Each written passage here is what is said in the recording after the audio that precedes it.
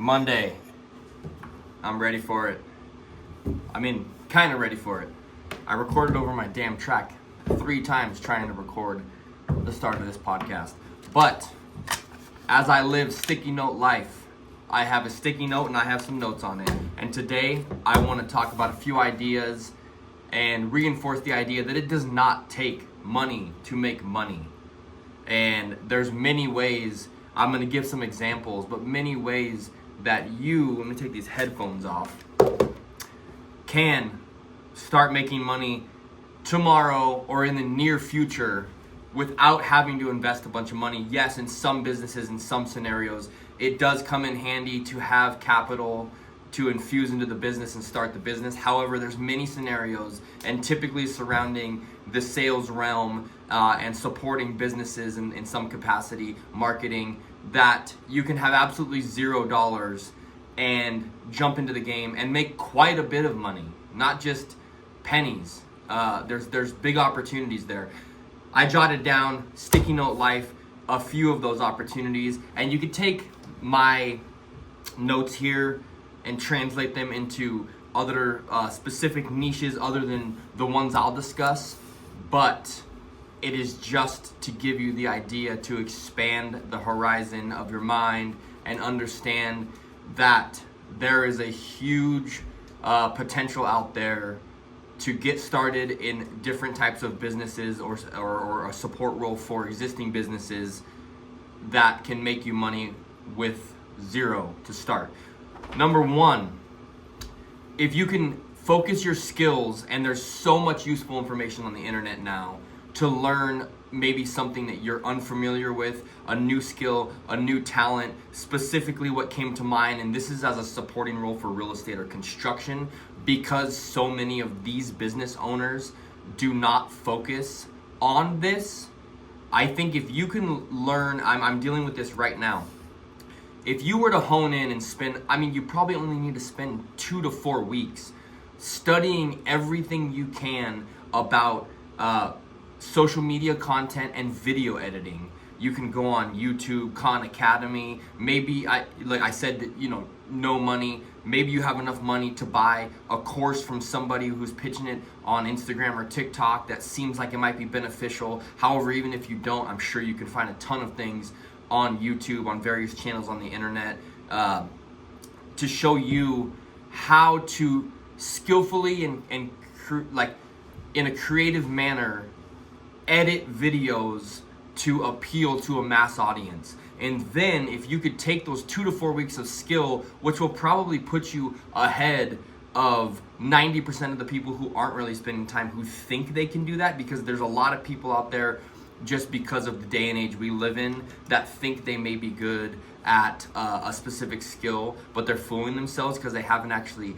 dug in and learned specific details about the niche. You can take that 2 to 4 weeks, get yourself to a point where you're marketable, and you'll only get better from that point on. But once you're marketable, you can then go approach, I have here realtors and builders or subcontractors. Speaking as a builder myself, I know that we're notoriously terrible about social media, because we all feel like it's a little cringy. We don't really want to get into it and don't want to put ourselves out there, especially because of the realm we work in. It's very honor society, caveman-esque, and when you start to get out of the comfort zone, sometimes you get the looks from the dudes on the job site like, oh, here's Ken again with his camera filming dumb shit. But the reality is that is the day and age we live in, and that is how we market ourselves, and we live in hyper localized markets, and social media can reach those markets. So if you are someone who can approach a builder, approach a realtor and say, hey, no, I might meet you at job sites or meet you at listings and film you, and or this is the way you can film yourself, give me the content and I'll edit it and get it out on the social channels, you can quickly help their marketing effort and help them gain new clients. And by that, you are now a valuable commodity to them, and they will pay you. And it's not cheap. The people that I talk to who can edit in a half-assed decent manner, not even great, they're charging $3, $4, $5K a month per client. Imagine that. Imagine you're editing videos for one client for $3,000 to $5,000 a month, and that's taking you 10 to 12 hours a week, and you times that by 3, 4, you started with $0, and you can quickly get over $10,000 a month by bringing on new clients. And the possibilities are endless from there. If you want to build out a team, keep on bringing on clients, maybe you become a whole media company from zero. That is a huge way to get started, and it's a skill you can learn quickly if you're hyper focused. Spend 15 hours a day watching videos and doing tutorials online on how to edit videos and how to structure videos and social media content. There's one right there. No money down. Boom. Dropped it on you. Do it. 2. Okay. I'm going to call this the flip. Now, you might want to get into real estate. You might be interested in the development game. You might even want to become a real estate agent. However, that does take some studying. That takes some time and energy. It's probably going to be a 4 to 6 month grind to get your real estate license. But in the meantime, there is something you can do. You could actually get in the real estate game and flip real estate for a profit with 0 money down. Now, you're not going to probably be able to acquire properties, go in, do the construction, but there's this whole realm of real estate called wholesaling. And wholesaling is the Wild West. And you don't need to know shit to get into wholesaling.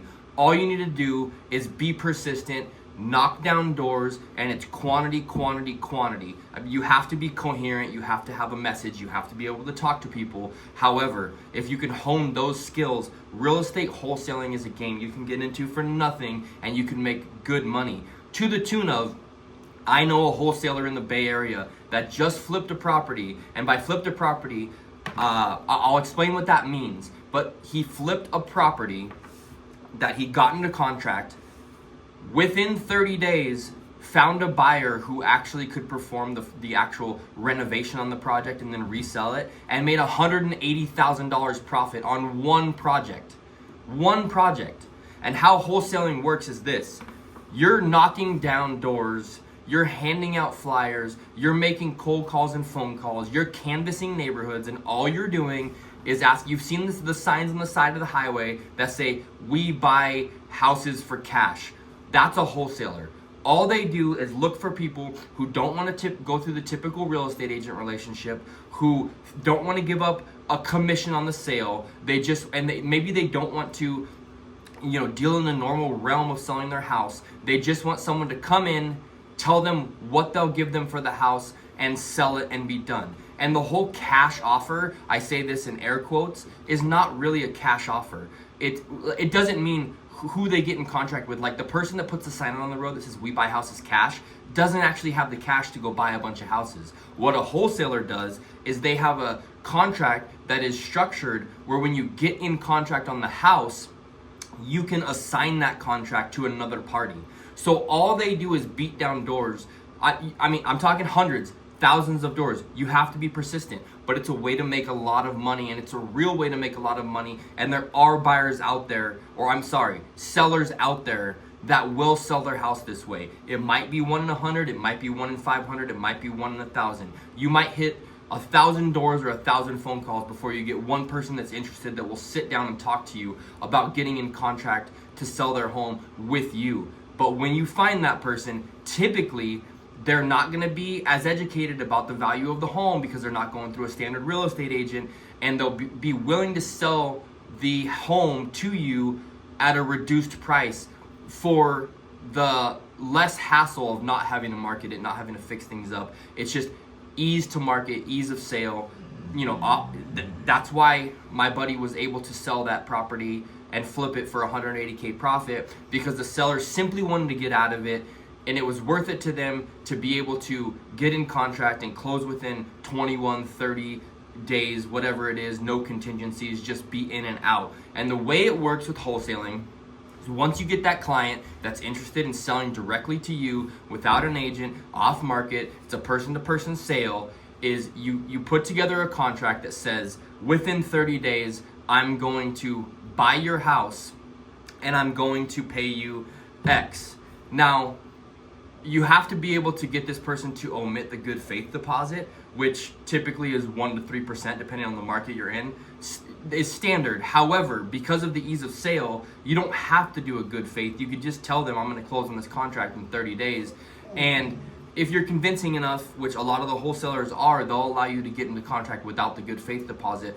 Or if they do want a good faith deposit, there might be a buffer in there of how long you have to put that good faith deposit into escrow. I'll go into more detail about escrow if you don't know what that is and you don't know how that works and you don't know how good faith deposits work. I'll go into more detail in a later episode of the podcast, specifically when I start doing the real estate investment series. I can talk about all these finite details, but high level, you might have 3 to 5 to 7 days to put in the good faith deposit if required, and that's going to be 1 to 3% of the purchase price. Now, if you get into contract on a property as a wholesaler and you're getting into contract at a much reduced rate or a reduced price from what the property's worth, it should be easy to flip that property quickly.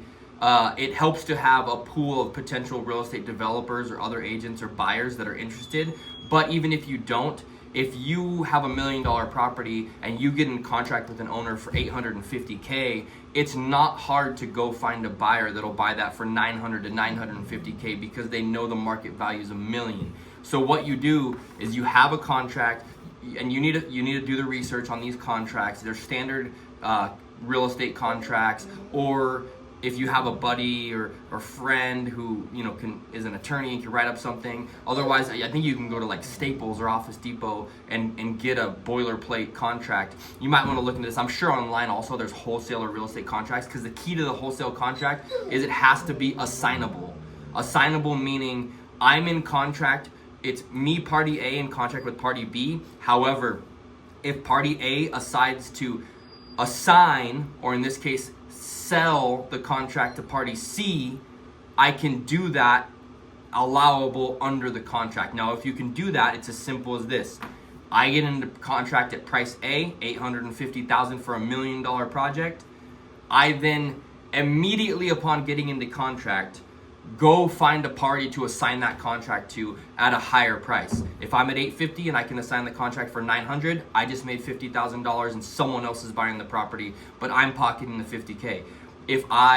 And the way I would do that is probably either get a fee from that person for $50K that can close at escrow, or they just pay me directly and I assign the $850K contract to them. I don't really assign a contract and add a value. The contract is for $850K, but I can sell that contract because it's assignable. Basically tell somebody, I have a house under contract for $150,000 less than market value. What will you pay me for it?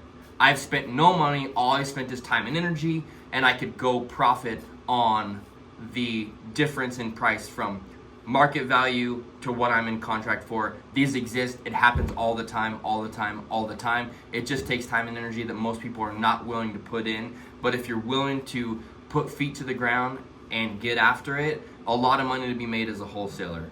Get after that. That's number 2. Number 3, and this is a huge one, and this kind of is along the same vein as the first one with learning a skill or talent and then marketing it to real estate and construction professionals. Same here, and I'm going to focus around construction, subcontractors, and general contractors specifically. But we notoriously do not keep the pipeline full. We don't build good sales organizations. We are operators that are in the field. We're working on our trade. We're working on our business. We're honing that craft. We don't often think about the multiple leg, the 3 legs of the business, the back end, the sales process, the marketing, the this, the that. So if someone can do that for us and benefit us by bringing us leads or even closing sales themselves in our specific niche or what we do, there's big money in that. I know personally in the past I've had sales reps that have worked for me, and I've had times when I don't. My business is always more successful when I have a better sales funnel coming in. And this is a scenario where if you're starting with 0 and you can propose to, let's take me for an example as a builder. My typical contract as a builder is anywhere from $2 million to about $6-7 million for a home build. Now, my profit margin on each of those builds is going to be 10 to 20% at the end of the day when all expenses are paid. Probably typically more in the mid-range of like a 15 to 18. But I am totally willing, and what I would do when I had sales reps on staff, and what I would do if somebody as an outside consultant proposed to me that they could bring me quality leads that I could close, I would give 1% of my total contract, my gross contract, not my profit, to that person for selling for me. So if you had your wits about you and you weren't caught up, this is what happens. A lot of people get caught up in, what am I making on a monthly basis? What's my salary? Which is wild to me, because in my scenario, if you closed even on the low end a $2 million contract on a home at 1%, that's $20,000 for one sale, and that's on the low end. And obviously I'm not gonna build one home a year. So if you get this going, you sell a 2 million, you sell a 3 million, you sell a 5 million, you've sold, 10 million in projects, that's $100,000 at 1%. I mean, and that 1% is also negotiable, because if it's coming off of my top line 15 to 18, if you're bringing in real quality leads, it's not hard for me to give 1.5 to 2% either if you're consistent. So but you have to take the leap of faith and say, I know I have a skill set where I can go sell. And in my scenario, I'm working on higher dollars, so the percentage is gonna be lower. $2 million project, 1.5%, 2% maybe, commission. But if you're going to a company that is doing garage epoxy coatings, and it's something where you can easily identify the market and say, okay, I can market to every single homeowner. I'm gonna go to this company and say, you do garage epoxy coatings. I'm gonna grow your business. Typically, they would charge $5,000 to $7,000 for a garage epoxy coating. After expenses, this company might make $4,000 to $5,000 on the project. It takes them 2 to 3 days. That's a quick turnaround. If they're profiting $4,000 to $5,000 on the project, maybe you can propose to them, every garage I bring you that I sell for an epoxy coating, you're gonna give me a $500 commission. Okay, great. Now how many of those can you go sell? Could you go door to door? Can you build a funnel? Can you sell one a day? If you go to a neighborhood that has 200 homes, can you knock on every one of those doors and sell one a day? And then can that profit you $500? Now can that profit you $500 a day times 5 days, maybe 6 days a week if you're hustling, maybe 7, who knows what you're doing. But if it's 5 days, 500, 2,500 a week, 10,000 a month, there's your 6 figures right there from zero selling garage epoxy coatings. And the possibilities are endless across all platforms and all businesses. You know, if you're willing to put your neck out there and sell for someone who's not selling, it is a huge, huge, huge opportunity. And I would jump at the opportunity tomorrow to work with you if you were doing that.